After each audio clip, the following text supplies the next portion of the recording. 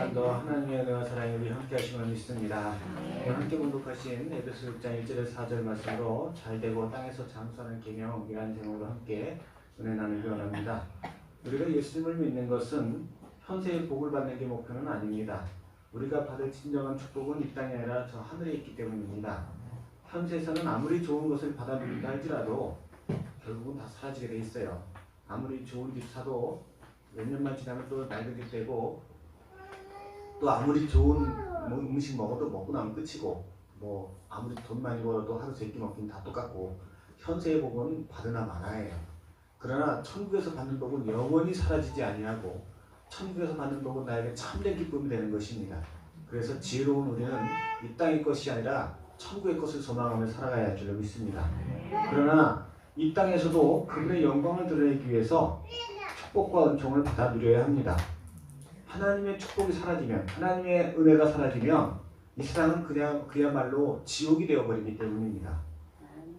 우리나라만 해도 복음이 들어오기 전에는 그야말로 사람 사는 세상이 아니었습니다.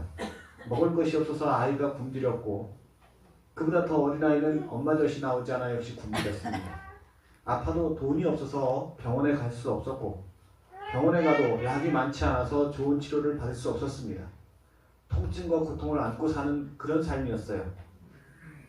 과거로 갈 것도 없이 같은 시대를 살고 있는 저 아프리카 아이들은 맑은 물이 없어서 오염된 물을 마시고 죽습니다. 또 서너 살밖에 되지 않은 아이가 학교도 가지 못하고 고사리 같은 손으로 채석장에서 돌을 깨는 일을 합니다. 북한을 봐도 얼마나 힘들고 고단한 삶을 사는지 두말할 필요가 없습니다. 이 모든 게 사람의 수고와 노력과 상관없이 하나님이 은혜 주시어야만이 해결될 문제인 것입니다. 사람이 수고하고 노력해서 이런 문제들이 해결됐다면 우리나라처럼 부지런한 사람들이 사는 나라는 이미 수백 년 전에 잘 먹고 잘 사는 나라가 되어 있어야 마땅합니다. 그러나 아무리 열심히 노력하고 애써도 하나님이 제때 비를 내려주시고 햇빛을 주시고 황충을 막아주시고 도적들을 지켜주시지 않으면 아무 소용이 없는 겁니다. 수십 년 노력해서 일궈놓는 건 힘들어도 무너지고 빼앗기는 건 순식간이에요. 쌓아놓는 건, 쌓아올리는 건 어려워도 빼앗기는 건 금방이에요. 하나님이 도와주시지 않으면 아무 소용 없습니다. 그래서 은혜를 입은 국가들, 곧 복음으로 세워진 미국이나 오랜 기독교 전통을 갖고 있는 유럽이 세계를 선도하는 위치에 있고, 우리나라도 뜨겁게 기도하며 수많은 교회를 세울 때 하나님이 은혜를 주셔서 세계에서 뒤처지지 않는 경제 대국을 이룰 수 있었습니다. 특별히 복음에 대해서는 후발주자를 할 수 있는 우리나라가 이렇게 큰 은혜를 입은 이유를 꼽는다면 이 나라가 전통적으로 효를 중요시하는 나라라는 이유를 간과할 수 없을 것입니다. 오늘 본문에서 부모를 공경하는 것이 약속에 있는 첫 계명이다 라고 말씀하시고 있습니다. 또 오늘 동영상에서 나오듯이 하나님이 주신 10가지 계명 중에 위로 4가지는 하나님에 관한 것으로 그분을 믿는 사람들이라면 마땅히 해야 할 계명입니다. 그리고 뒤에 나오는 계명 중에 첫 번째가 부모를 공경하라는 것인데, 10계명 중에 유일하게 이 계명만은 하나님이 복을 주실 것을 약속하십니다. 이는 곧 하나님께서 자식이 부모를 공경하는 것을 얼마나 중요하게 여기시는지를 알 수 있는 것입니다. 조금 더 구체적으로 보면 우리가 효를 행할 때 하나님께서 주시는 복으로 내가 잘되고 이 땅에서 장수하리라고 말씀하셨어요. 잘된다는 것은 모든 하고자 하는 일이 하나님의 도우심으로 순조롭게 될 것을 말씀하시는 겁니다. 앞서 말씀드렸듯이 하나님이 돕지 아니하시면 사람은 아무것도 할 수 없는 존재입니다. 예를 들어서 배우고 익히는 것도 하나님이 도와주셔야 가능합니다. 아무리 좋은 학교가 있고 아무리 훌륭한 선생님이 있어도 학생이 배울 마음이 없으면 그건 다 쓸모없는 거예요. 오늘날 사람들이 배우려 하질 않아요. 이유가 무엇입니까? 하나님이 그 마음에 배움의 열정을 주시지 않는 거예요. 다시 말해, 내가 뭔가 배우고자 하는 열정이 있다면 그건 축복입니다.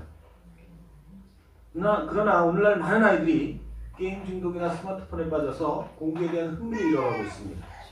특별히 세상에 다른 어떤 학문보다 귀한 것이 이 하나님의 말씀이에요. 하나님의 복음이 가장 귀해요. 교회는 하나님 말씀을 배우는 곳이고 또 그 말씀대로 기도와 전도와 봉사를 훈련받고 이웃을 섬기는 것을 훈련받아서 하나님을 기쁘시게 하는 곳입니다. 그래서 그것을 통해서 천국의 영생을 소망하며 이 땅에서 이웃을 섬기고 국경을 넘어 온 세상까지 복음을 전파하여 하나님의 뜻을 이루는 것이 교회의 존립 목적입니다. 그리고 이렇게 교회 안에서 주님의 뜻을 행하면 반드시 그 사람과 그 거하는 땅이 복을 받습니다. 그런데 요즘 교회는 젊은이가 사라지고 있어요. 배우려고 안 해요, 사람들이. 학생들이, 젊은이들이 배우려고 안 해요. 세상에서도 학력이 점점 떨어지고 있어요. 예전에 비해서 지금 학생들의 학력이 떨어지고 있어요. 복을 거두어가세요. 이 모든 것의 원인이 뭐냐?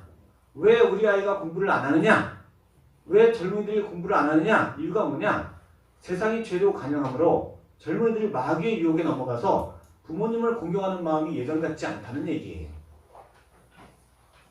세상에 나가보면 자기 부모 세대를 꼰대라고 부르고 그 어떤 가르침도 받아들이려 하지 않는 젊은이들이 참 많아졌어요.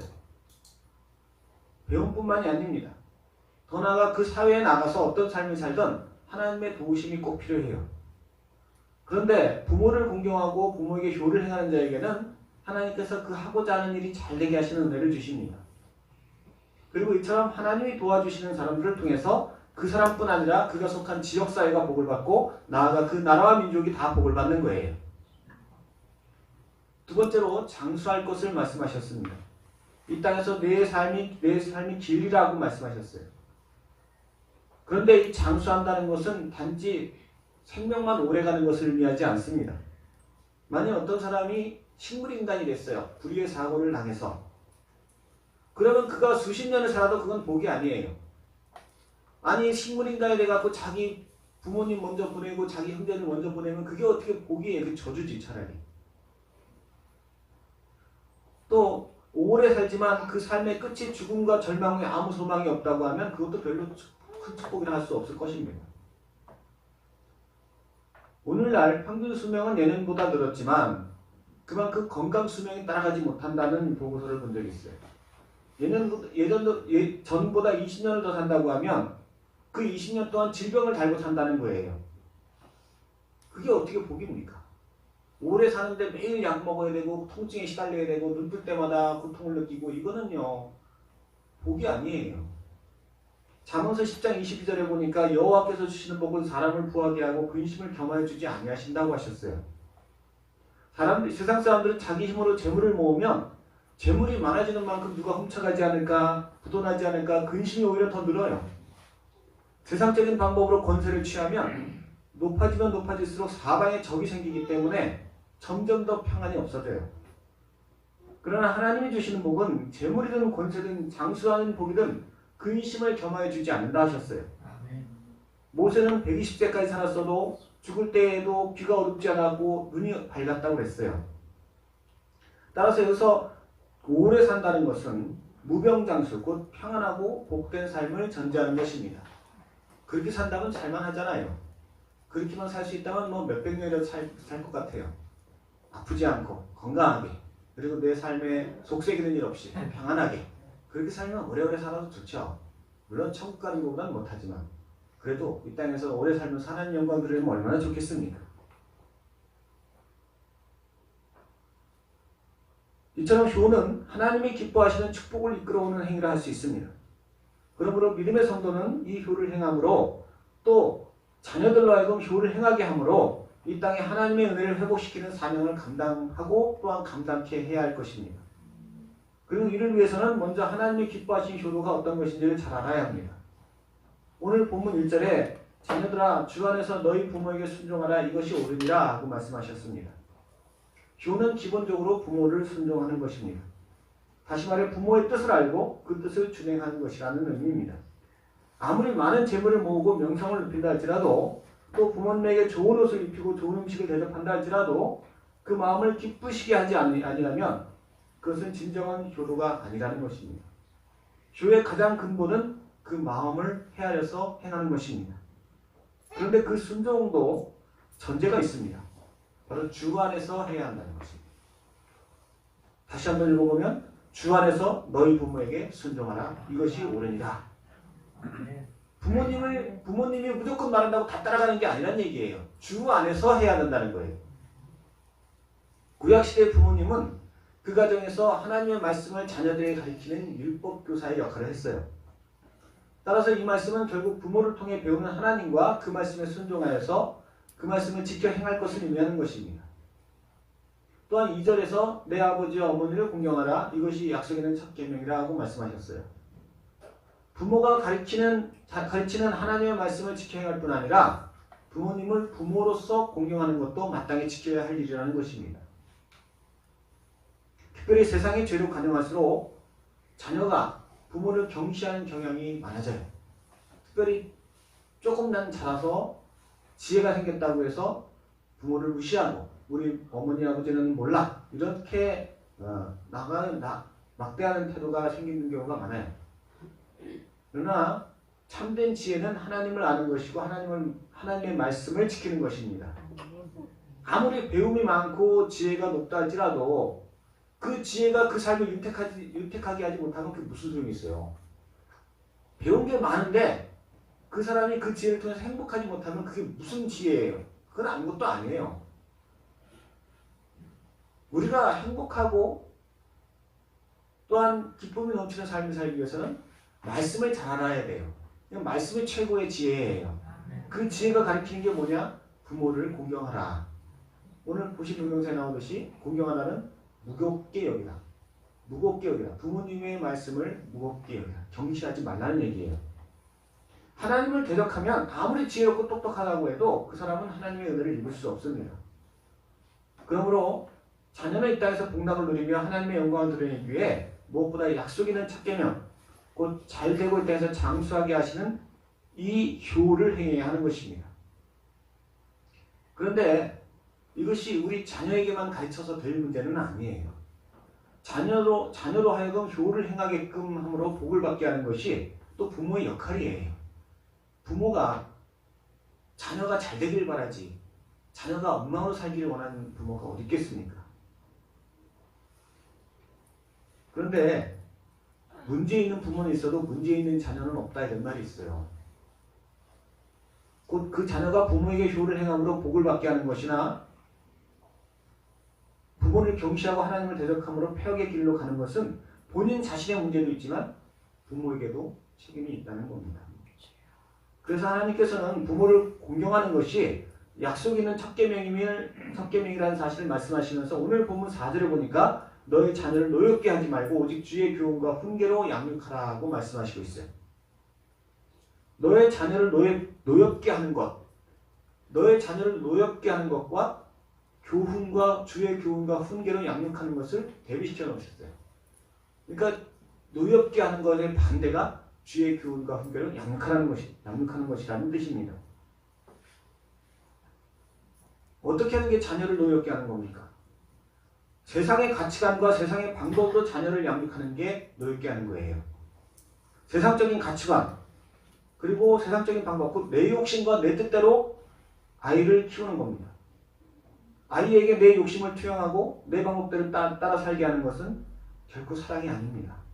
어떤 부모님이 자녀를 잘 키우겠다고 욕심을 내서 새벽부터 일어나서 밤늦게 일하면서 교육비를 벌었어요. 할 수 있는 한 가장 비싼 학원을 보내주고 가장 좋은 옷을 입혀주고 가장 좋은 음식을 먹였어요. 학교에 가서 학원에 가서 혹시라도 우리 아이 못 산다는 소리 듣지 않을까 최선을 다해서 아이를 키웠어요. 그리고 그것이 아이에 대한 사랑이라고 생각했어요. 그런데 그렇게 자란 아이가 진학시험에서 형편없는 점수를 받았어요. 또 부모님 모르게 못된 친구를 사귀고 있었어요. 경찰서에서 아이가 친구와 함께 물건 훔치다 체포됐다는 소식을 듣고 달려가서 아이에게 왜 너희가 너를 얼마나 사랑했는데 이런 짓을 했느냐. 그러자 아이가 대답하기를 한 번도 부모님의 사랑을 느껴본 적이 없어요 라고 대답하더랍니다. 부모님은 나름대로 자기의 사랑을 표현하기 위해 최선을 다했지만 그것은 순수한 사랑이 아니라 아이를 향한 자신들의 욕심을 투영하는 것이었어요. 본인은 몰라도 받는 사람은 알아요. 주는 사람은 몰라도 아이는 알아요. 그리고 하나님도 아세요. 저도 아이를 키워보니까 아이에 대한 욕심이 생길 때가 생기더라고요. 많더라고요. 유치원에 다닐 때부터 아이가 와서 그래요. 오늘 선생님이 누구누구 칭찬했어. 그러면 확 속이 상하는 거예요. 내 아이가 칭찬받아야 되는데. 다른 아이가 상 받았다고 하면 열이 받쳐올라. 진학하면 학년이 올라갈수록 이런 현상이 심해졌습니다. 우리 아이가 최선을 다하고 있다는 걸 알면서도 다른 아이가 뭐가 점수가 더 좋다 이런 얘기를 하면 나도 모르게 걔는 어떻게 해서 그 점수가 나왔대? 이건 다그치기까지 했어요. 이런 식으로 아이를 양육하면 안 됩니다. 내 욕심을 투영시키면 아이 마음에 노여움이 생겨요. 자식을 노엽게 하지 말라고 그랬는데 그렇게 내 욕심을 투영시키면 아이 마음에 노여움이 생겨요. 물론 그걸 드러내진 않아요, 아이가. 그런데 벌써 균열이 생기는 거예요. 그러면서 하나님으로부터 멀어집니다. 그리고 진리로부터 멀어지게 됩니다. 그래서 저는 회개했습니다. 회개하고 또 그래요. 그러지 말아야지 하면서 또 그래요. 아이에 대해서 욕심을 갖지 말자. 하나님이 저 아이에게 영향을 주셨고 하나님이 그 인생을 이끌어가지. 자꾸 저 자신을 다지면서 회개하고 또 잘못하면 또 회개하고 그렇게 합니다. 제가 또 한 가지 회개할 것은 주의 교훈과 훈계도 잘 양육하지 못했다는 거예요. 노엽게 하지 말고 훈계와 주의 교훈과 훈계도 양육하라고 했는데 그것도 잘 못했어요. 내 욕심과 세상의 방법과 다른 게 바로 주의 교훈과 훈계입니다. 주의 교훈은 두말할 나위 없이 주님의 말씀, 곧 십자가를 통해 우리에게 주어진 천국의 약속입니다. 또한 훈계는 그 말씀을 굳게 믿을 수 있도록 가르치고 채찍질까지라도 하는 거예요. 주님의 말씀, 주님의 교훈은 아이들에게 희망과 용기를 줍니다. 하나님이 너와 함께 하신다. 하나님이 너를 도와주실 것이다. 용기를 주는 말씀이에요. 희망을 주는 말씀이에요. 소망을 주는 말씀이에요. 그래서 그 말씀이 마음에 깊이 새겨진 아이는 결코 흔들리지 않고 하나님의 뜻대로 살아가며 반드시 복을 받습니다. 무엇보다 그 말씀을 가르쳐준 부모를 사랑하고 존경하고 교를 행해요. 따라서 평소 부모님이 자녀를 사랑으로 또 몸소 본을 보임으로써 예배에 빠지지 않게 하고 힘써 기도하며 주님께 충성하는 삶을 살게 한다면 그 자녀는 효도를 행하게 됩니다. 그러나 사람은 죄성을 갖고 있기 때문에 때로는 아무래도 안 될 때가 있어요. 그럴 때는 채찍질이라도 해야 돼요. 훈계를 해야 돼요. 말씀이 새겨지도록 도와줘야 돼요. 이렇게 양육된 아이는 사단에 넘어가지 아니하고 부모의 마음을 기쁘게 함으로 그분이 주시는 복을 받아 영광을 드러냅니다.